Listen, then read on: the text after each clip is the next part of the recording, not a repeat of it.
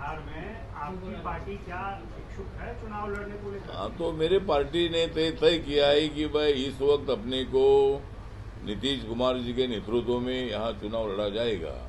और माननीय नरेंद्र मोदी साहब और अमित शाह साहब है, नड्डा जी है, यहाँ जेडीयू के सब नेता है, रामविलास पासवान साहब के पार्टी के चिराग पासवान के लोग हैं, और भी जो साथी इधर एनडीए में है, मांझी जी।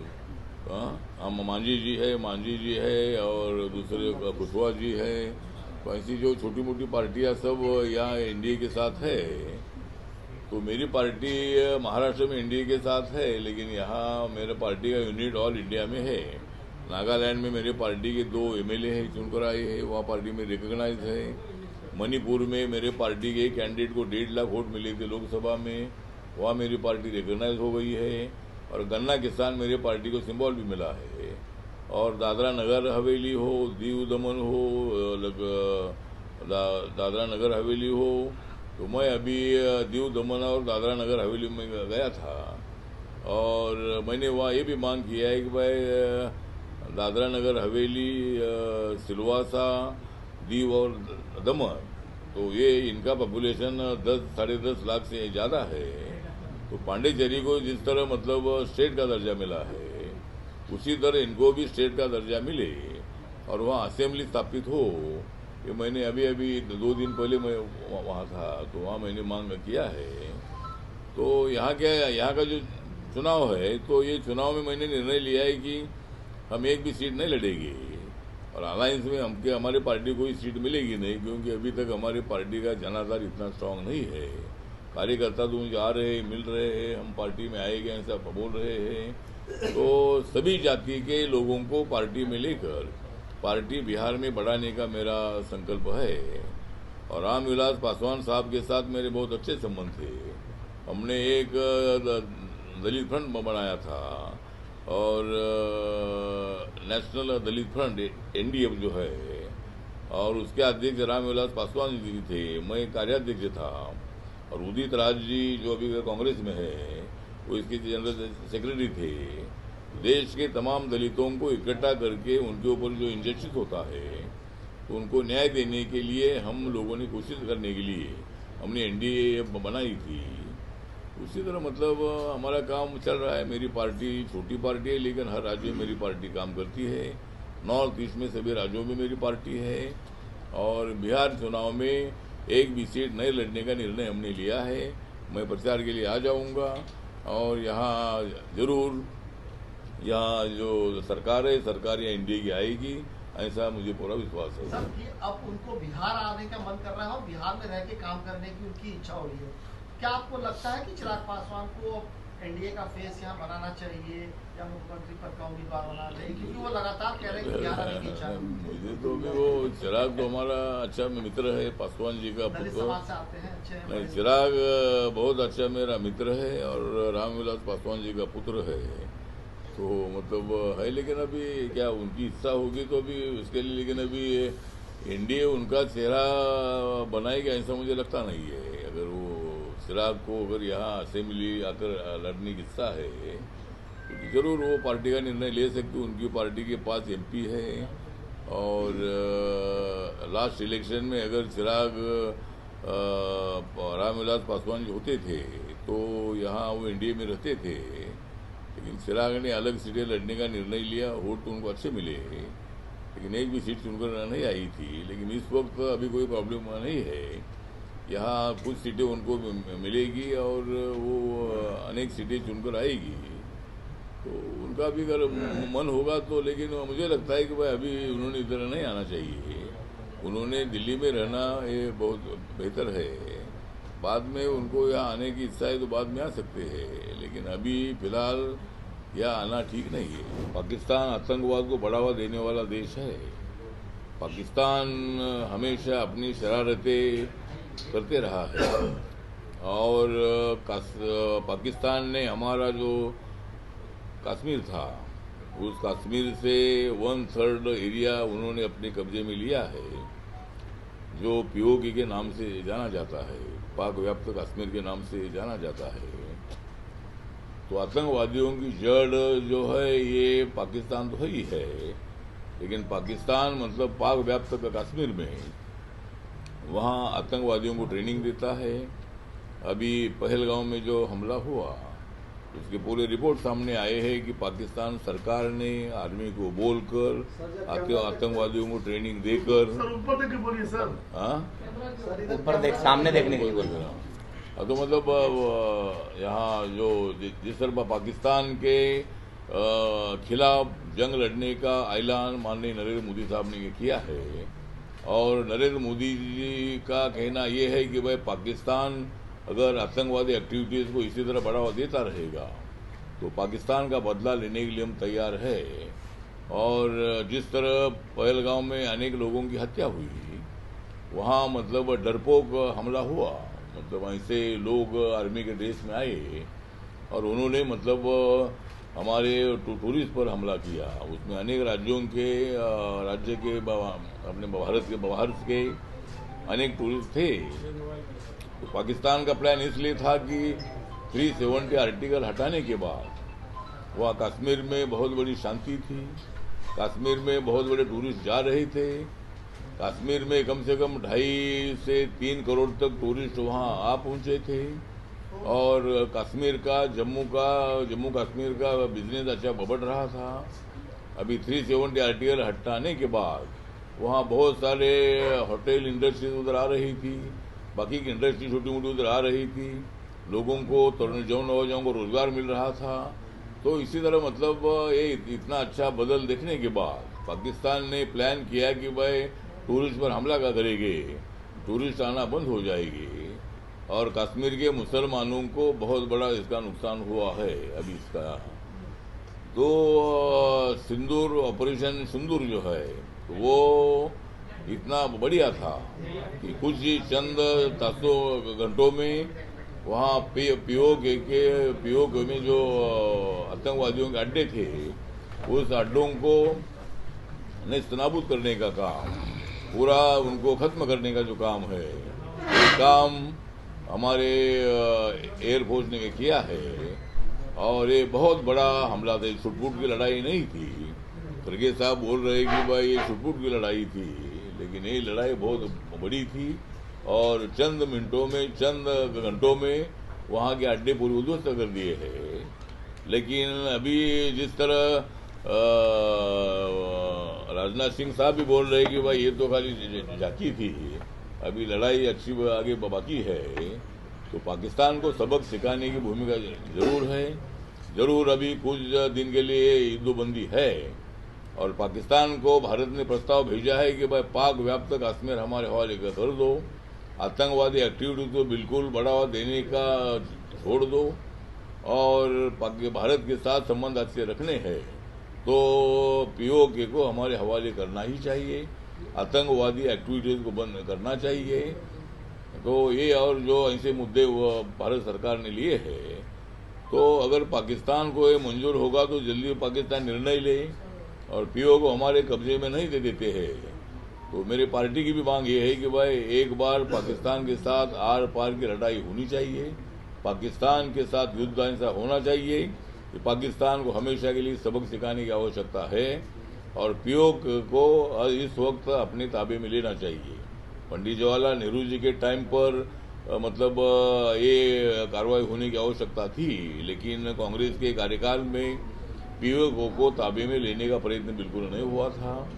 लेकिन मोदी सरकार जो है ये बहुत बड़ी स्ट्रांग सरकार है, मोदी जी ने दे दिया है पाकिस्तान को थ्रेट, क्योंकि मोदी जी है बहुत बड़े ग्रेट, तो मोदी जी बहुत बड़े ग्रेट पीएम है।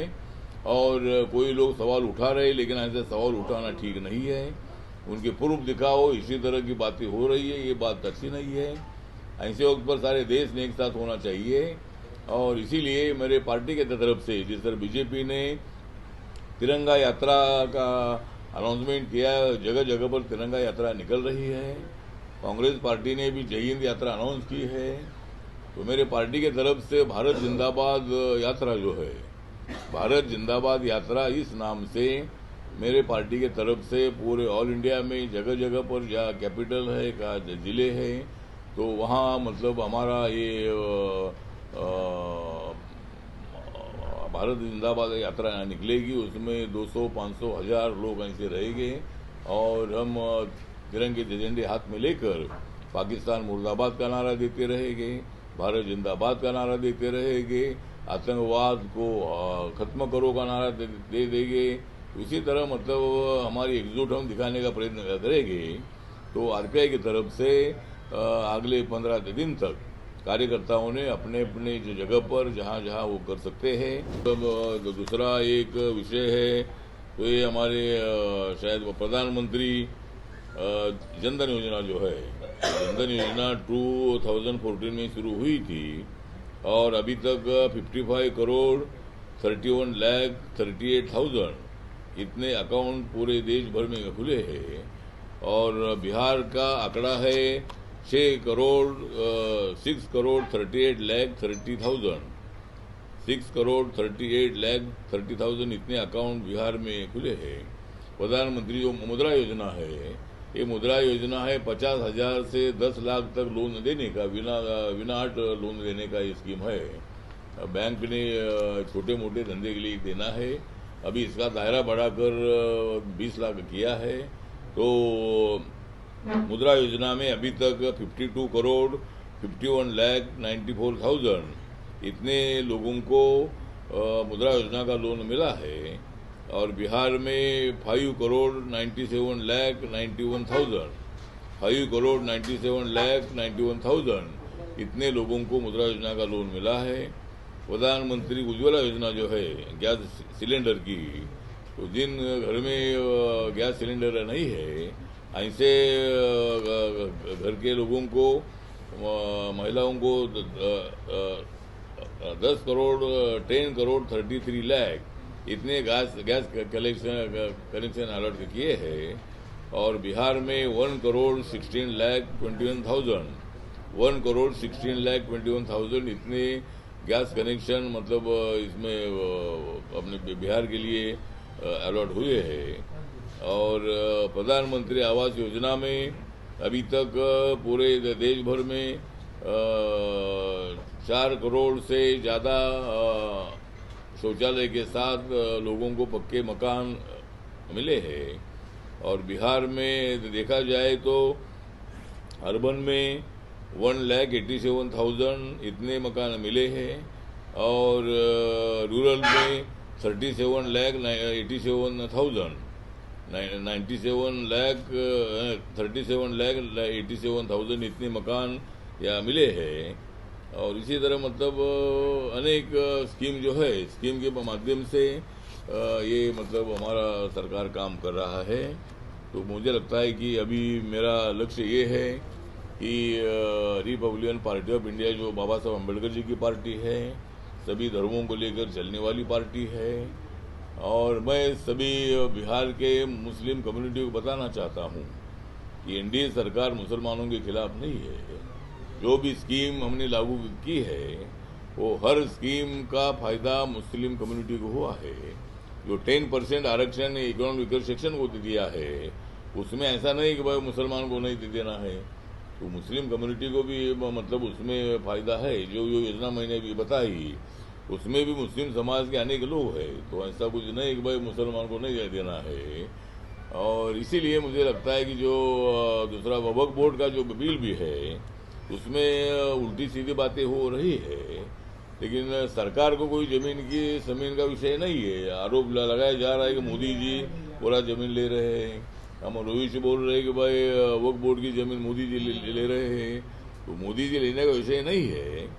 ट्रस्ट के कुछ लोगों के हाथ में एक जमीन थी और उसका फायदा मुसलमानों को, आम मुसलमानों को नहीं हो रहा था। इसलिए इस बिल पास होने के बाद अभी उसका फायदा आम मुसलमानों को होगा और इसीलिए मुझे लगता है कि ये बिल मुस्लिम विरोधी नहीं है। कांग्रेस और अपोजिशन वाले मुस्लिमों को भड़काने का काम कर रहे हैं और वो कितना भी उनको भड़काए, लेकिन बहुत सारा मुसलमान हमारे साथ है। मतलब बीजेपी का माइनॉरिटी मोर्चा भी है और माइनॉरिटी मंत्रालय भी है। मतलब माइनॉरिटी मंत्रालय में मैक्सिमम मुसलमान ही ज़्यादा आते हैं, क्रिश्चियन, बुद्धिस्ट जैन सिख समाज के लोग कम होते हैं, लेकिन माइनॉरिटी डिपार्टमेंट में सबसे ज़्यादा मुस्लिम कम्युनिटी के लोग आते हैं। तो मुस्लिम माइनॉरिटी डिपार्टमेंट भी वो हमारी सरकार आने के बाद हमने खत्म नहीं किया है, पहले से फूड डिपार्टमेंट है, तो मुसलमान के खिलाफ नहीं है। और दूसरा इम्पोर्टेंट विषय ये है कि महाबोधि महाविहार जो बोध गया में है, तो मैं बीच में 3 दिन तक मैं इधर आया था, बोध गया पटना में इधर आया था, और वहाँ हमारे पूरे ऑल इंडिया के बुद्धिस्ट लोगों की मांग ये है कि 1949 के बिहार असेंबली ने जो कानून बनाया है, उसमें इस ट्रस्ट में 4 लोग बुद्धिस्ट, 4 लोग हिंदू, और कलेक्टर हिंदू होगा तो उसका चेयरमैन, ऐसा वो बायोलॉजी में उसमें कानून में है। तो हमारे भंते जी कम से कम 70-75 दिन मतलब वहाँ अनशन के लिए बैठे भी थे। कुछ लोगों ने वहाँ शरारत भी की, वहाँ कुछ लोगों ने इसके विरोध में कुछ वहाँ झगड़ा करने का भी प्रयत्न किया। लेकिन मुझे लगता है कि अपना कहना यह है कि अगर हिंदू मंदिर में कोई बुद्धिस्ट का आदमी ट्रस्टी नहीं होता है, तो हमारे ट्रस्ट में जब जरूर वो कानून होगा, लेकिन वो कानून संविधान लागू हुआ 26 जनवरी 1950 को, उसके पहले का वो कानून है, अंग्रेजों के टाइम का वो कानून है, तो उसको बदलना चाहिए। और उसमें 8 ट्रस्टी जो है, 8 ट्रस्टी बुद्धिस्ट होने चाहिए। इसी तरह की हमारे ऑल इंडिया के तमाम भिक्षु संघ की और तमाम बौद्ध लोगों की मांग है। और उसके लिए मैं यहाँ जब मैं आया था तब मैं नीतीश कुमार साहब को भी मैं मिला था, और आदरणीय आरिफ मोहम्मद खान जी जो राज्यपाल, उनको भी मैं मिला था। तो मतलब उन्होंने ध्यान देकर इसमें इस कानून में अमेंडमेंट करके उसमें सभी लोग बुद्धिस्ट ट्रस्टी होना चाहिए। एक हमारी मांग है। हमारा कोई हिंदू धर्म का विरोध बिल्कुल नहीं है। हम तो बाबा साहब के संविधान को मानते हैं, और संविधान में हिंदू समाज को ज़्यादा से ज़्यादा हक देने की भूमिका है, क्योंकि हिंदू समाज सबसे ज़्यादा इधर है। इसीलिए ये कोई हिंदू विरोधी मांग नहीं है। एक आंगनबाड़ी सेंटर्स वगैरह को जो सेविका सहायिका वगैरह को सहायता दी जाती है स्टेट्स को, वो, और एक पेंशन की योजना भी आपके यहाँ से, वृद्धावस्था पेंशन। हाँ, तो मेरा मंत्रालय वैसा है, schedule caste, DNT, OBC, senior citizen, दिव्यांगजन, ट्रांसजेंडर और अनाथ, ऐसे लोगों, और सफाई मजदूर को जो पेंशन मिलता है, दिव्यांगजन, अनाथ और ये लोगों को, उनका पेंशन में बढ़ोतरी का कोई प्रस्ताव है? बढ़ोतरी का तो अभी हम 1000 रुपये सबको देते हैं, तो अभी फिलहाल बढ़ोतरी का तो विषय नहीं है। जब वक्त आएगा तो कुछ बढ़ोतरी उसमें होगी। अभी तो फिलहाल जितना पैसा मिलता है, और मेरे मंत्रालय का जो अभी का बजट 50.65 लाख करोड़ का है, पूरा अपना इंडिया का, उसमें 6 लाख से ज़्यादा करोड़ रुपया डिफेंस के लिए है, 2 लाख रुपया, 2 लाख से ज़्यादा रेलवे के लिए है, 2 लाख से ज़्यादा ट्रांसपोर्ट के लिए है। लेकिन मेरे मंत्रालय का जो बजट है, ये बजट 1,58,000 करोड़ का है। मतलब बाकी के मंत्रालय के कंपैरिजन में हमारा मंत्रालय का बजट बड़ा है। तो जो आपने पूछा है कि जरूर कुछ दिनों के बाद माननीय मोदी साहब की सरकार उसमें बढ़ोतरी का विचार जरूर करेगी।